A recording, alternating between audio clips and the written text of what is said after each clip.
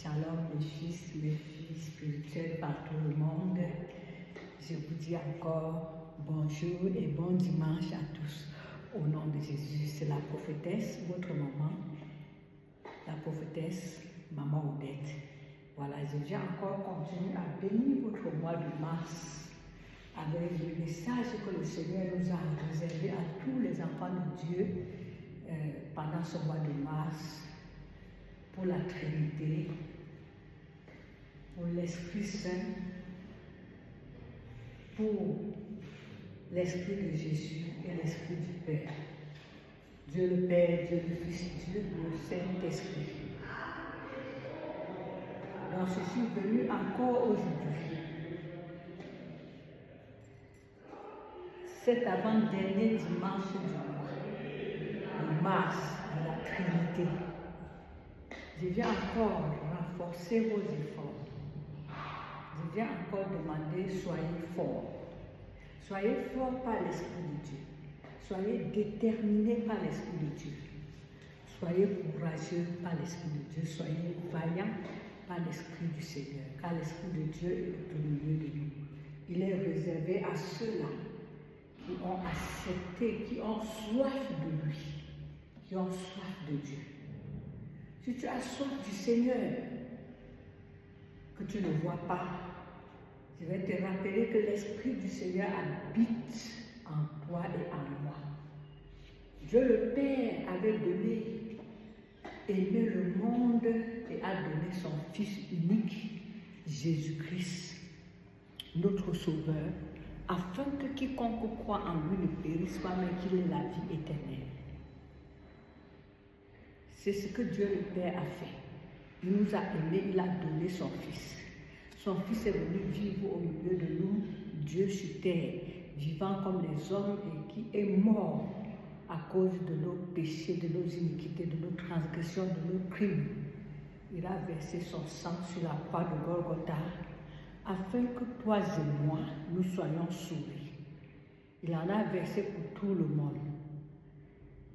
Il a dit qu'il est venu dans sa propre famille, on l'a rejeté.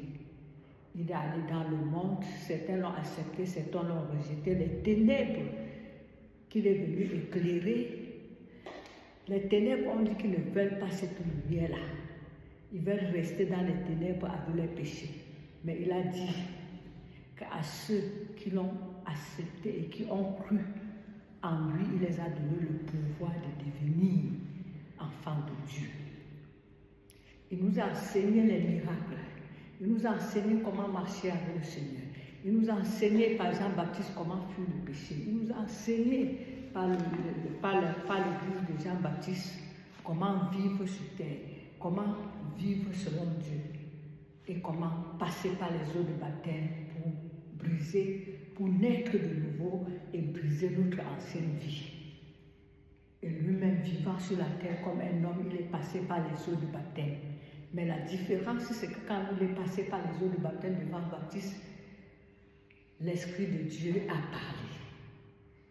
L'Esprit de Dieu est déposé sur lui sous forme de colonne. Et Dieu a dit que c'est mon Fils bien-aimé sur qui j'ai mis toute ma confiance, tout mon espoir, tout mon pouvoir, toute ma puissance, j'ai mis en lui. Et l'Esprit a commencé à le parler, l'Esprit a commencé à le transporter. L'Esprit du Seigneur qui était descendu sur lui a commencé à le transporter. A commencé par le transporter dans le désert pour être tenté par le diable.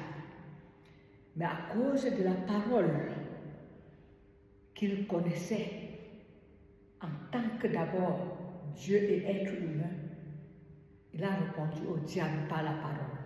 Même pas par le feu, mais par la parole. Et le diable l'a transporté de montagne en montagne. Et pour finir, il était obligé, la parole qui sortait de la bouche de Jésus a frappé le diable, il était obligé de fuir. Lui, il a vécu. Il nous a enseigné la puissance de Dieu. Il nous a enseigné la puissance de Dieu. Il nous a enseigné le royaume de Dieu. Il nous a enseigné comment arriver au royaume. Comment marcher pour atteindre le royaume. Il nous a fait connaître que la terre-ci, c'est un tombeau, c'est un lieu de préparation, c'est un passage pour aller vers notre Dieu. C'est un passage pour aller vers la vie éternelle. C'est un passage que nous allons tous mourir sur cette terre, mais nous allons vivre éternellement en lui. Il est allé préparer une place pour toi et moi, dans la maison de son cœur. Et lui, à son tour, quand il partait, il a dit, je ne vous laisse pas comme des orphelins. Je vais vous envoyer un autre esprit. Celui-là, c'est le consolateur. Il s'appellera le consolateur. Celui-là qui sonde les cœurs et les reins. Il sonde les profondeurs de Dieu et il se révèle en nous. Il a dit que celui-là viendra. Il ne viendra pas dans la chair humaine comme moi, mais il viendra dans l'esprit. Il serait un esprit, mais il vivra. C'est quelqu'un qui vit, mais que vous ne voyez pas. Mais il vivra en vous. Il sera avec vous et il habitera en vous. Et pour cela, il a dit, croyez au Père et croyez en moi. Bien-aimé, par le même esprit, il a opéré des miracles, il était sur terre. Il avait dit que c'était mieux pour lui, c'était avantageux pour nous qu'il s'en aille et que le même esprit qui le conduisait sur la terre descend sur nous. Et nous avons vu ça le jour de la Pentecôte, n'est-ce pas? Alors, à notre tour, il a dit que je vous envoie cet esprit. Et l'esprit est descendu. Et il a dit que c'est pour ceux qui croient. C'est pour ceux qui croient, c'est pour ceux qui désirent, c'est pour ceux qui aimeraient, c'est pour ceux qui ont donné leur vie à lui, c'est pour ceux qui ont quitté le monde, c'est pour ceux qui ont accepté le brisement, c'est pour ceux qui ont accepté la séparation, c'est pour ceux qui ont accepté de choisir un choix, c'était un choix, pour ceux qui ont choisi de vivre selon Jésus, de vivre selon Christ. Ils sont devenus chrétiens. Chrétien veut dire vivre selon Christ, vivre comme Christ. Pour ceux qui ont choisi de vivre selon lui, de marcher comme lui, d'écouter, de comprendre et de manifester Christ, il les a donné le pouvoir de devenir. Et c'est des choses qui étaient annoncées dans l'Ancien Testament. Il a déposé cet esprit. On ne peut pas servir le Seigneur sans l'Esprit du Seigneur. Avec ton esprit humain, oui, tu peux aller apprendre la Bible, apprendre, faire l'école biblique, avoir le diplôme. Mais il faut être rempli du Saint-Esprit pour comprendre les choses de l'Esprit. C'est pour ça qu'il a dit que nul ne peut comprendre l'homme si ce n'est pas l'Esprit de l'homme. Mais on ne peut pas aussi comprendre. Si tu es spirituel, tu dois comprendre les choses spirituelles. Mais si tu es un homme naturel, un homme humain, tu peux aussi comprendre par l'esprit homme ou l'esprit humain. Mais avec le Seigneur, on compris par la spiritualité. Donc il faut monter le degré de ta spiritualité pour comprendre le Seigneur. Et si nous n'acceptons pas que le Saint-Esprit vit en nous, ça veut dire qu'on ne peut pas marcher selon l'Esprit. Mais pour toute personne qui est chrétien, les chrétiens doivent marcher selon l'Esprit du Seigneur et non pas selon la chair. Danke vielmals. Les chrétiens vont marcher selon l'Esprit et non pas selon la chair. Tout chrétien qui se laisse conduire par la chair n'a pas encore rencontré Jésus. Quand on rencontre Jésus, on change. Et pour le rencontrer, il faut le chercher. Pour le rencontrer, il faut le chercher. Tu dois connaître tes racines. Et si tu connais tes racines, tu dois commencer à chercher, à désirer Jésus. Amen. Donc je vais un peu vous partager juste la parole dans le livre de Ésaïe 11. Ésaïe 11.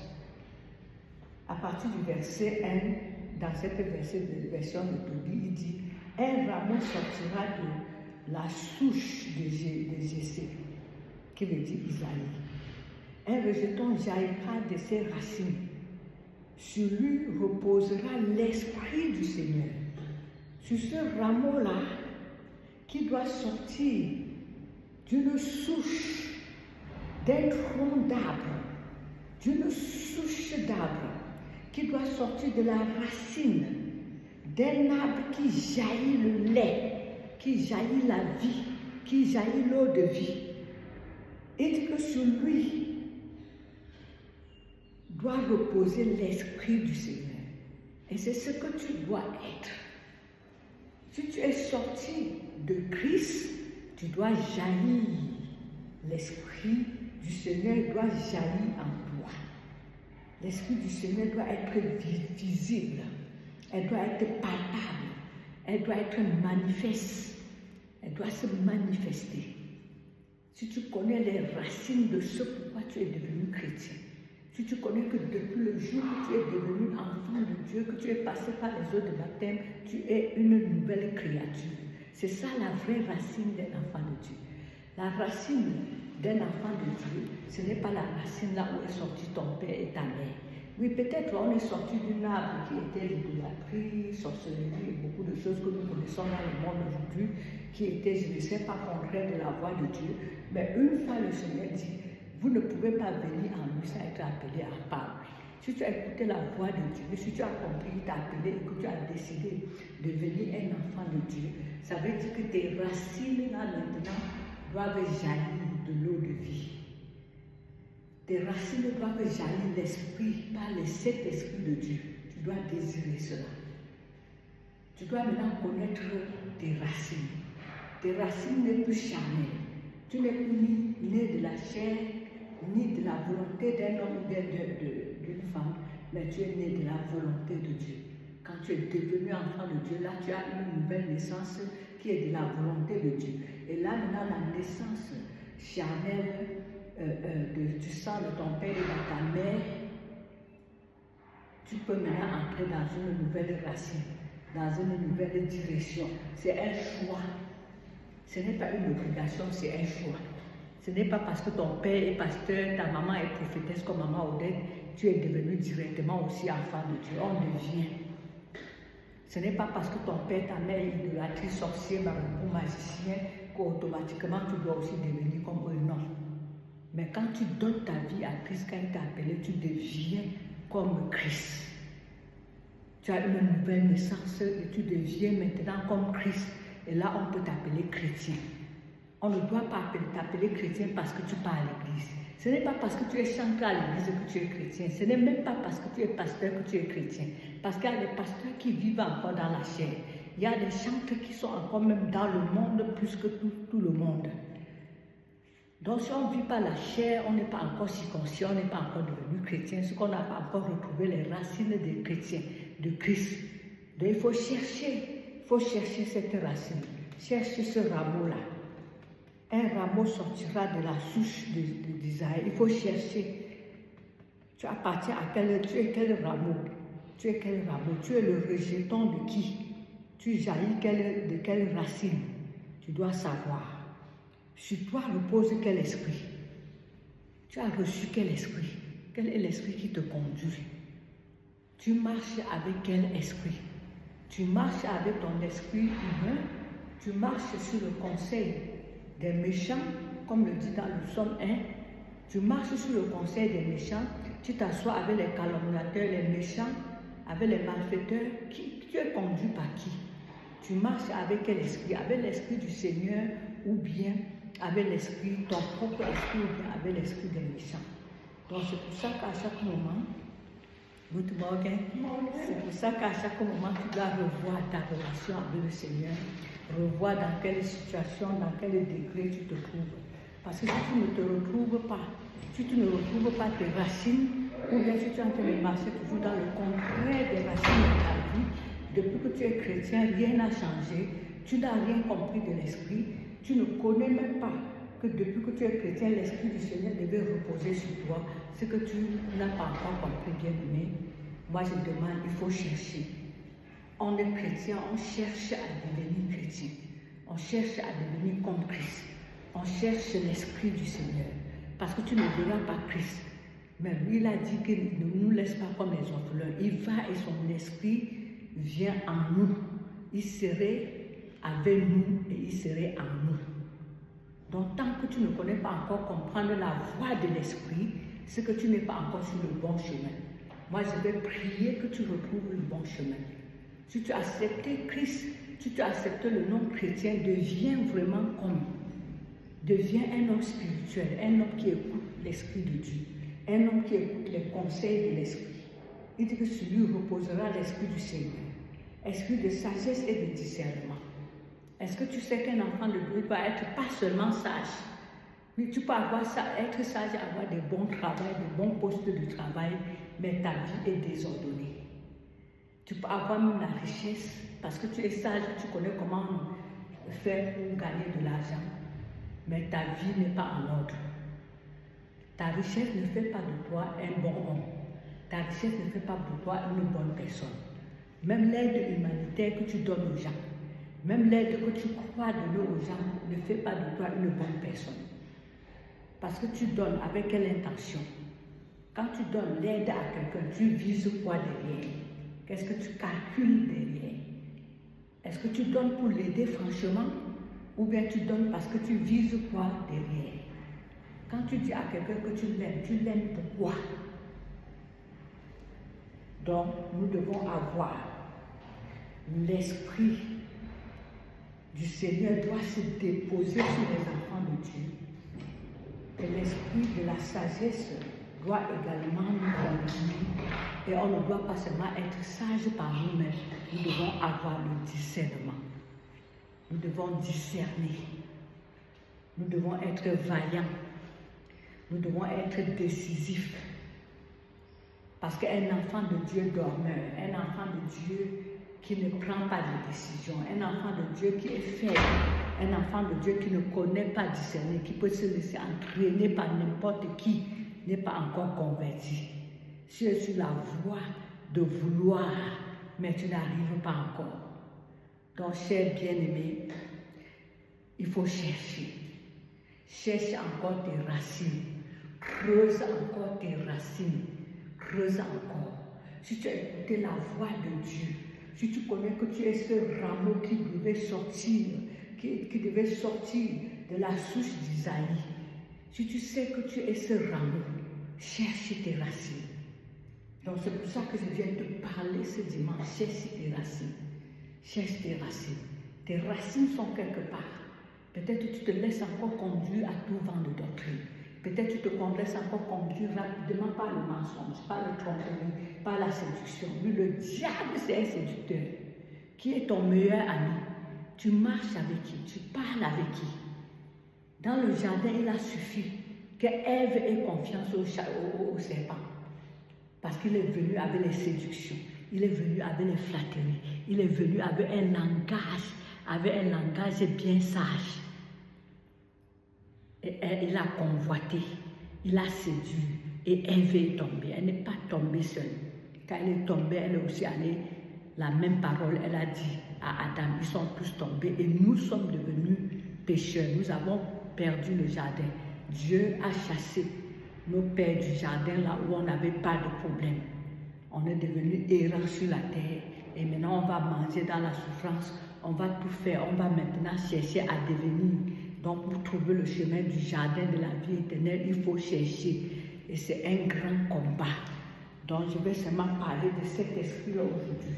Si tu es un enfant de Dieu, sache que l'esprit de Dieu doit être sur toi, elle doit reposer sur toi. Si tu es devenu chrétien, sache que ta sagesse, la sagesse que tu as, tu dois aussi avoir la sagesse de Dieu et le discernement pour mieux marcher comme un enfant de Dieu. Parce que si tu ne discernes pas, tu risques de te laisser conduire par des aveugles. Oui, même moi aussi j'ai été conduit par des aveugles et j'ai failli perdre.